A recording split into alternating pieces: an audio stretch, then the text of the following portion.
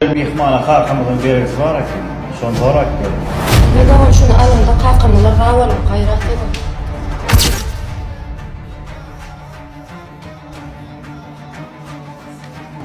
Assalamualaikum.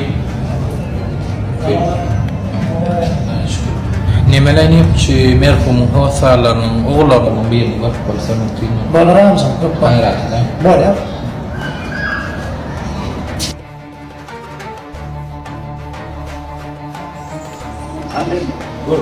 İnam.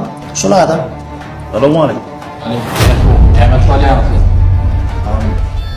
Ulan o ne? Abi. Gel evine sayra. Geç oturmayın. Şu kalkanları algı vergisi vardı. Son yoluna gitmeye son hesaplaşayım dedim. Kim arız var mı? Bana sen kalkan vergisi var dedim. Avcılık bunu yani olur. Yine kalkamızın beresi var iken şulardı. Oğlum şu arızın sorak gelin. Kırılma almasam diye son kıyonu koyuyoracaklar kalkamın büyük var. Ağam kendi vergisi. Baba vardı köpürek.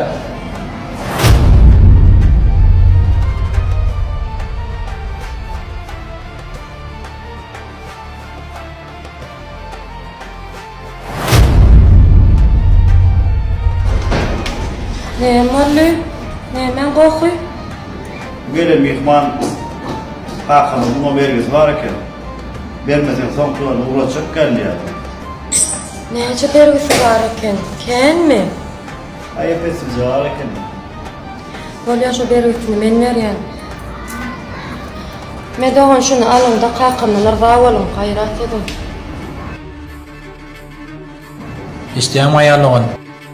Bir mit ayak çekayın da. Ini Cigimcan, ben bunu pul almak için etmedim. Kalkanın bana bergisi yok. Kaytım ben ona bergili. Kalkanın bana epesli pul koydu. Şonu bana haiz etti.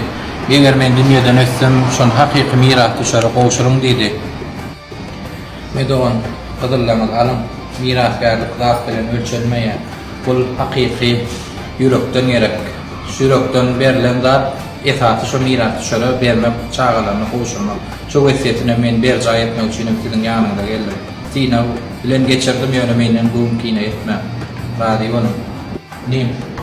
Kalkan koyun ehli miraslarından Cigini de geçiren radi olun.